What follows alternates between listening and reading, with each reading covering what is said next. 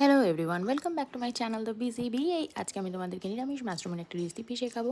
মাশরুমটাকে ভালোভাবে ধুয়ে জলের মধ্যে সিদ্ধ করে নিতে হবে। এরপর আদা, লঙ্কা, ধনেপাতা, কাজু বাদাম, বেল পেপার, লাল আর হলুদ, টমেটো আর গ্রিন কালারের ক্যাপসিকাম, শুকনো লঙ্কা আর জিরে ভেজানো,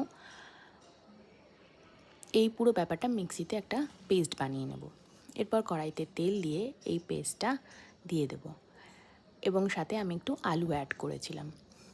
এরপরে যখন মশলাটার থেকে তেল ছেড়ে আসবে, এর মধ্যে অ্যাড করব জিরে গুঁড়ো, ধনে গুঁড়ো আর লঙ্কা গুঁড়ো, নুন, হলুদ পরিমাণ মতন এবং অল্প চিনি দেব। দিয়ে আবারও একটু নেড়ে নেব। তেল পুরোটা ছেড়ে আসলে একটু জল দেব, দিয়ে গ্রেভিটাকে একটু ঘন করে নেব। এরপর সিদ্ধ মাশরুমগুলো দিয়ে দেব, দিয়ে একটু নেড়ে নেব। এরপর কসুরি মেথি উপর থেকে ছড়িয়ে দেব। এবার ফুটে উঠলে নামিয়ে নেব।